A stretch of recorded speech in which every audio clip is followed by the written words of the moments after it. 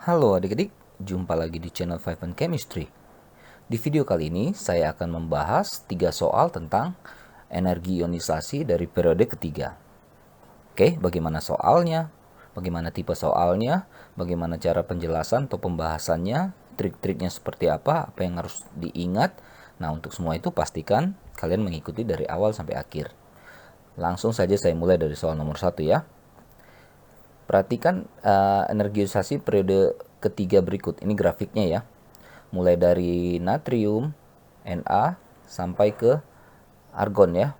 Jadi dari golongan 1 sampai ke golongan 8. Nah, katanya di sini kecenderungan energi ionisasi unsur-unsur periode ketiga dari kiri ke kanan cenderung bertambah. Benar ya? Cenderung bertambah.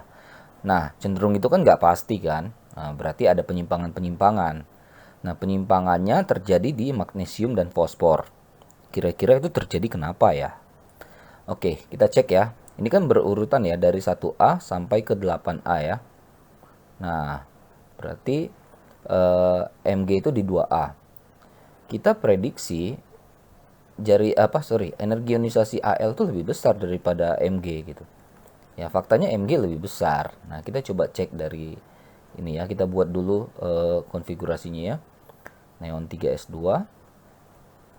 neon 3s2, 3p1.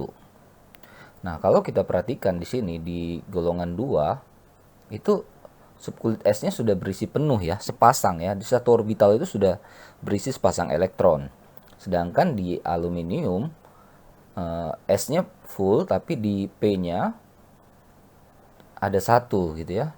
Nah, ternyata untuk melepaskan elektron dari ini 3s2 ini yang sudah pair ini sudah berpasangan ini butuh energi lebih besar daripada yang satu ini. Satu ini lebih gampang dilepas gitu ya. Karena di sini S-nya itu udah stabil, udah full. Ya, sedangkan di sini P-nya itu nggak stabil. Jadi dia punya satu yang lebih mudah dilepas. Itulah kenapa energi ionisasi Mg lebih besar daripada Al. Nah, kita kalau prediksi pasti S lebih besar daripada P gitu ya. Tapi faktanya P lebih besar dikit daripada S. Nah, P itu kan di golongan ini 1 2 3 4 5 ya. 5 itu berarti Ne 3S2, 3P3 ya. Sedangkan S sulfur Ne 3S2, 3P4. Nah, S-nya udah sama ya. Nah, di P-nya ini 1 2 3 di sini 1 2 3 4 gitu ya. Nah, ternyata kestabilan P ini yang harusnya 6 ini jadi kan fullnya 6. Jadi ini setengah penuh ini ternyata ya lebih stabil daripada yang begini. Gitu ya. Nah, itu mengakibatkan energi ionisasi untuk melepaskan satu elektron dari sini tuh ternyata jauh lebih sulit daripada melepaskan satu elektron dari sini. Ya, jadi kalau ditanya kenapa sih Mg dan fosfor itu mengalami penyimpangan pada energi ionisasi periode ketiga, ya faktor konfigurasi elektronnya. Jadi bukan faktor logam dan non logam ya, bukan masalah ionik dengan kovalennya yang dibahas di sini. Magnesium dan fosfor mudah melepas elektron. Magnesium mungkin lebih mudah daripada fosfor. Fosfor kan golongan semakin ke kanan tuh makin sulit melepas ya, butuh energi yang lebih besar. Magnesium dan fosfor punya konfigurasi elektron yang relatif stabil. Yang satu golongan 2 itu stabil di S2-nya itu sudah full. Golongan 5-nya itu di P-nya itu setengah penuh, stabil setengah penuh. Bukan faktor jari-jarinya ya, jari-jarinya nggak sama ya. Oke, so nomor 1 kita jawab yang dadu. Lalu nomor 2. Nah, ada unsur X dengan energi ionisasi 1, 2, 3, 4, 5 ya. 1, 2, 3, 4, 5. Nah, dia tanya ion paling stabil dari unsur X itu apa gitu ya.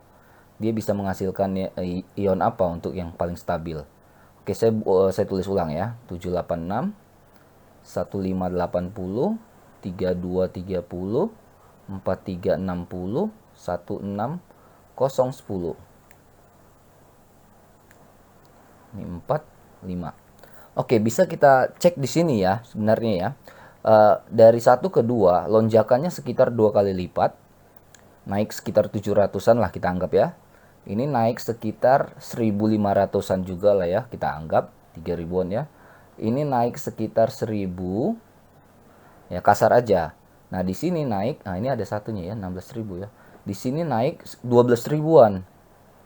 Ya, kita hitung kasar. Nah, jadi ada lonjakan besar dari 4 ke 5. Nah, itu artinya apa? Itu artinya unsur X ini stabil di 4 plus. Nah, kenapa begitu? Kalau udah stabil di 4 plus, ngelepas satu elektron lagi, elektron kelima, itu susahnya luar biasa.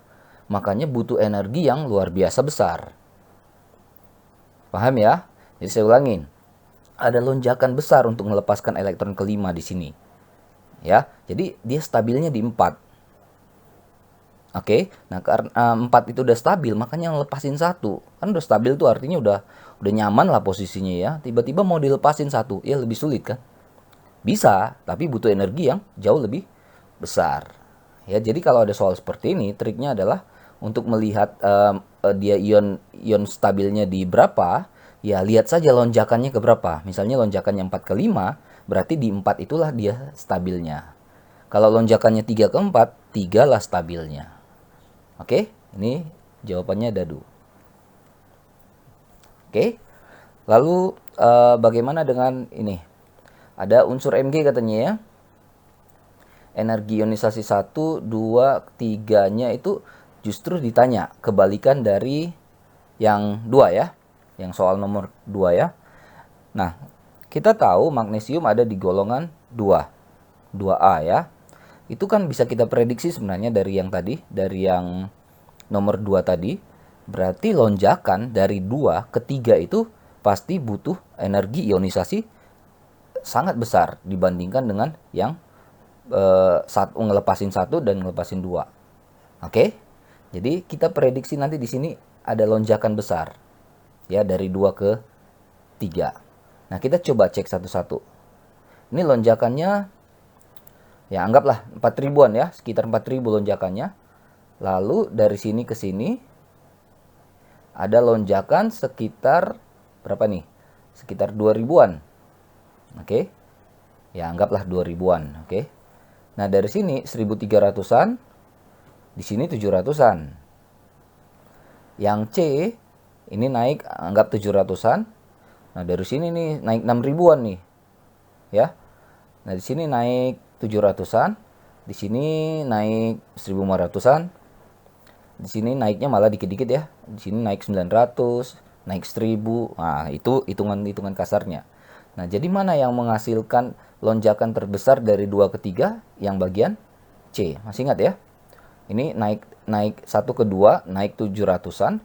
Tapi 2 ke 3 itu membutuhkan energi yang luar biasa besar di sini ya. Selisihnya ya, 6.000-an ya.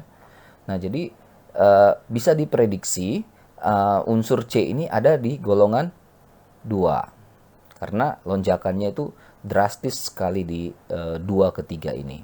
Jadi melepaskan elektron ketiga butuh energi yang lebih besar, yang luar biasa besar dibandingkan energi ionisasi 1 dan keduanya. Karena di duanya itu sudah nyaman dia ya, sudah konfigurasinya udah stabil. Jadi butuh energi besar untuk ngelepasin satu elektron terluarnya. Oke, kurang lebih begitulah cara menyelesaikan soal-soal tentang energi ionisasi. Khususnya energi ionisasi periode ketiga, di mana ada penyimpangan di golongan 2A dan golongan 5A. Mudah-mudahan bermanfaat buat kalian yang sedang mempelajari ini. Maaf kalau ada kesalahan, kekurangan-kekurangan pada video kali ini. Intinya semoga membantu. Update terus, cek terus video-video terbaru di channel 5N Chemistry. Bye-bye.